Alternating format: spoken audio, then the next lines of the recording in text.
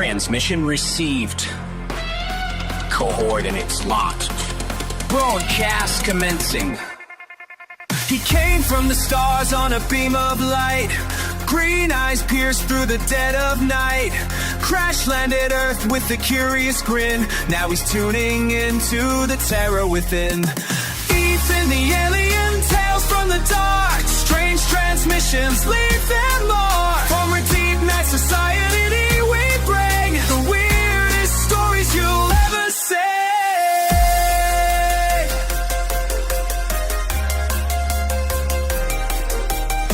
So sit back, Earthlings. Ethan's got another tale to tell.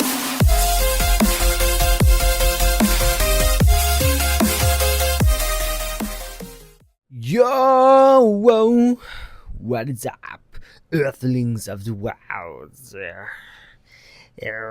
I've been gone for some time. Yeah, I've been gone for some time, and I'm sorry about that. My girls been really on me about recording, and then I got a new phone, had to get a new mic. She was grilling on me about recording again, so here I am trying to get this in before I go to work. So yeah, I'm here, I'm doing it. And it's more of like just trying to get better at making time, and when I do make time, not getting distracted and sidetracked, and yeah. It's bad. But I'm really trying to work on it. I'm working on it, and yeah. So we're here and we're doing it. We're doing it, man. So as long as you're sticking with me, man, these 23 people, y'all are sticking with me. I appreciate y'all. And a big person, a couple people, I think 2 people I really got a big thanks for pushing me through the podcast is my girl and Twitch Traham. He's helped me a lot, and he's always been positive, and always, I'm using this story now today, and he's always down for me to use the stories, and he's just made the intro too. Love the intro, can't get enough of it. And I just want to let him know that I appreciate him, and I appreciate my girl a lot. So both of y'all, I appreciate so much for pushing me and being so motivational and encouraging. So yeah, so let's do it, mate. Beginning of the episode. Yeah, don't forget to, if you're new here, don't forget to follow the Spotify and Instagram. And thank you for all the love and support of the 23 followers. I really do appreciate you guys so much. You guys mean a lot to me. And thank you. Thank you. Today the story is on r/Deep Night Society. We are reading from Twitch for him. Don't forget, he has that Buy Me a Coffee account. All of his stories are free. You have an option to donate all of his donations and everything he makes on his Twitch account, which also is Twitch Traham. Except what is it called? The E is a 3. And every cent of his account, or all the money makes, goes to a savings account for his daughter. And it's tough out here, so I get it. So he's just a man who's just trying to grind for his family, man. So you can't really blame the man for his hustle. And he has a fire ass YouTube clips on of Call of Duty. And he does some Rocket League and some COD. He plays games on Twitch, so follow him, do all the notifications on everything, And yeah, don't forget to go on Spotify, follow Ethan the Alien Podcast, and um, the Instagram is also Ethan the Alien Podcast. And I'm working on trying to find a way to get uh my audio files on YouTube. So we're working on that. Well, I'm working on it. So yeah, so thank y'all for y'all patience and just everything. Let's get it. So we are reading "Do Not Eat at the Second Kings." Let's get it started. It was part of the in-law. Ooh, hold on. What is this? Can I press this? I can't. No. But um oh, he's an analog April contest winner. Yep. Yeah, he is also one of the winners for the analog April contest. So yeah, you already know he's gonna be a good writer, dude. So yeah, so let's get into it. Um My name is Blake, and if you're reading this, I'm probably dead. I've spent my entire life chasing perfection in the kitchen. I was raised in a small town, but food, real food, was always my escape. I dedicated every waking moment to mastering the craft, spending 4 years in high school, culinary programs, before clawing my way into the CIA, the Culinary Institute of America. Oh wait, hold on, I'm gonna have to redo that, brother. I mean, I guess I could still go into the Culinary Institute of America. It wasn't easy. It took letters of recommendation from multiple chefs, years of relentless practice, and even winning an Iron Chef competition with my high school team to secure a scholarship. That's where I met Takavata.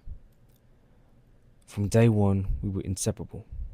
He wasn't just a classmate. He was my brother. He was my brother in arms, my rival, my confidant. We endured everything together. The brutal knife drills, the endless mice in place. The mice in place. What is that, brother? We're gonna have to look that up later. Um, dang, I lost my place. Mice in place. Okay, mice in place. The exhaustion that gnawed at our bones as we pushed ourselves beyond what was healthy. We'd spend entire nights practice cuts, burning through paychecks on vegetables just to perfect our julienne, brunoise, and chiffonade techniques. I have no idea what any of those words mean. We're gonna look those up later. When we weren't chopping, we were cooking, testing mother sauces on every dish imaginable, handing our creations to the local homeless because there was no way we could eat it all. By the time we graduated, we had one goal to be more than just chefs. We wanted to be legends. Our plan was simple: travel the world, absorbing every culinary secret we could.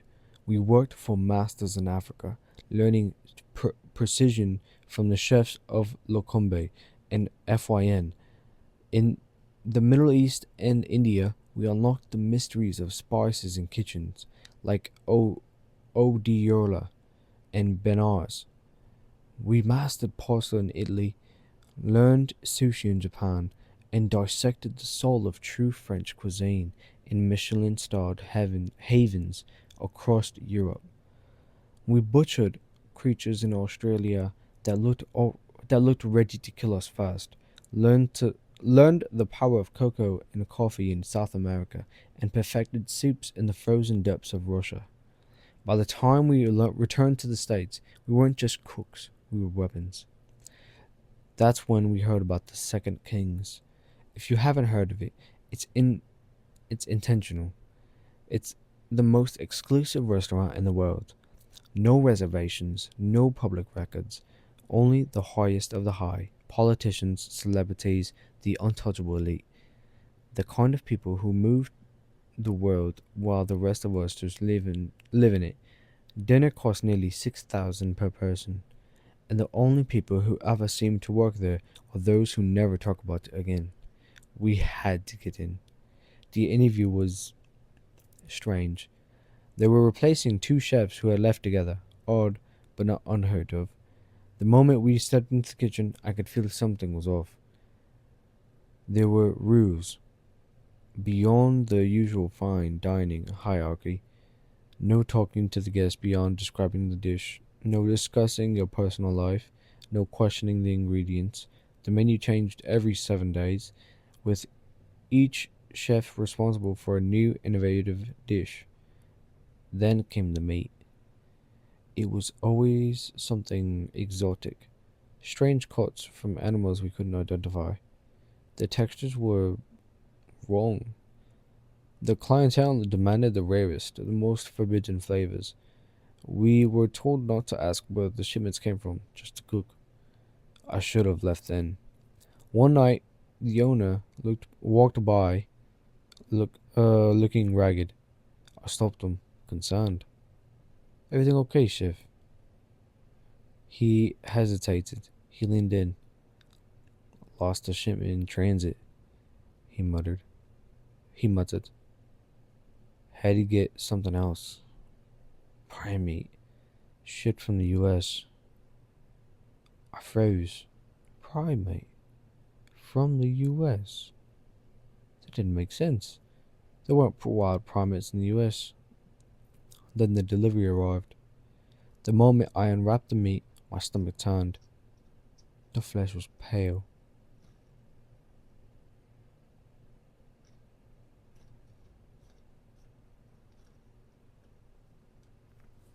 The heck? Hold on. Some kind of noise.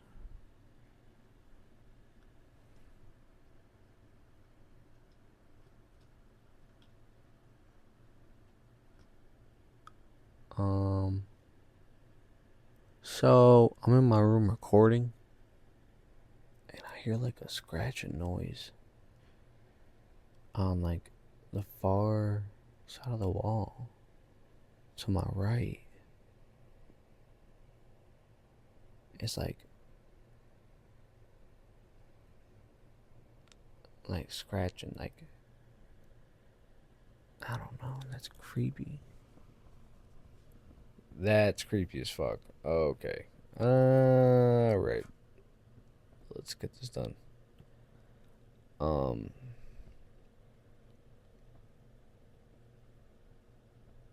that was creepy as fuck. Where the flesh was pale, the muscle structure wrong. My hand shook as I picked up my knife.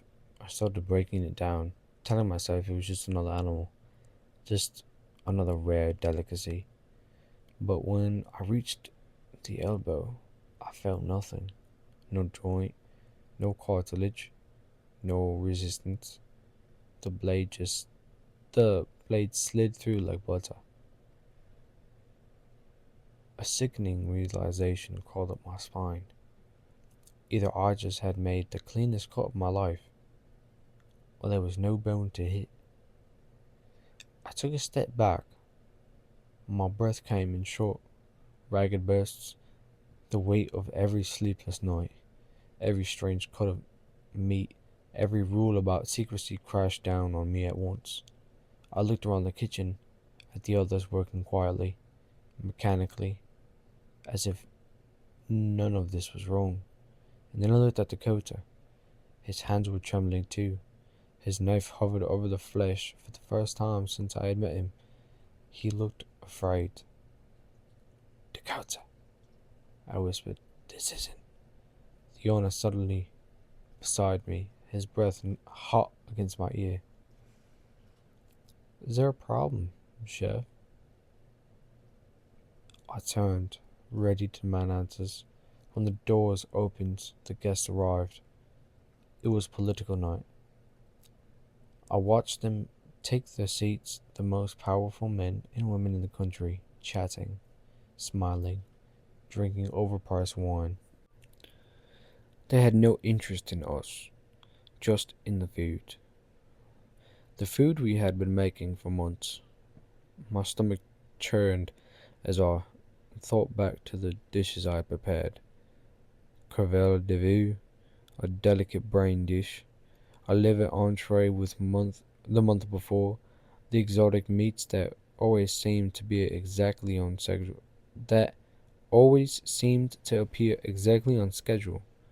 I knew. I fucking knew. I turned to the owner, my voice a whisper. What the hell are we cooking? He didn't even flinch. He just took me by the arm, led me to his office, and slammed the door shut. This, he said, this is why we're so expensive. This is why we move so often. He told me everything. The shipments weren't just lost, they had been intercepted by the FBI. The meat came from newborns, stolen from hospitals. Hospitals. Parents were told they were stillborn, told they hadn't survived the night. And now I had fed them to the world's most elite. I staggered back, my vision swam, my stomach twisted as bile rose in my throat. I turned and vomited, spilling my insides to the cold tile. I needed to leave. I needed to find Dakota and run. Then I noticed something.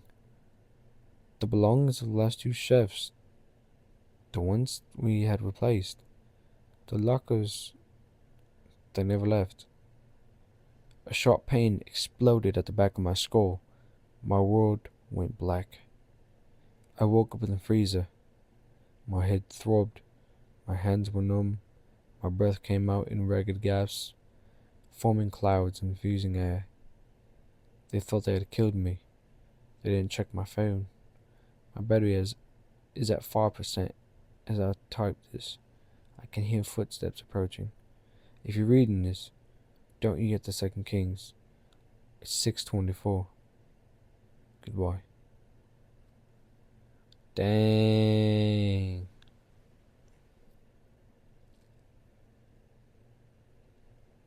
That's fire. Good little story. Alright, I don't got a lot of time to talk about it. But it was a good story,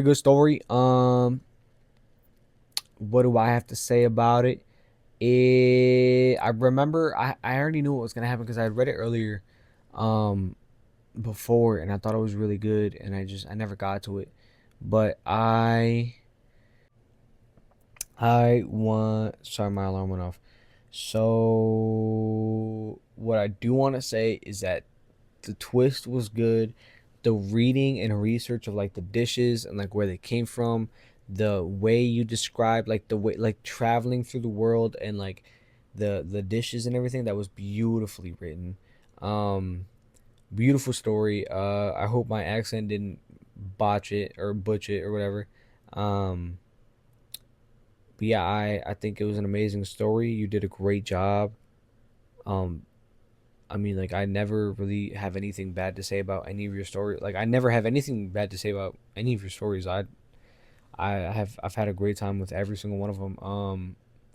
This one definitely made me like want to do more research. I've definitely done more research on my food since um reading this. Not just because of this though, but just because like just trying to better my body health.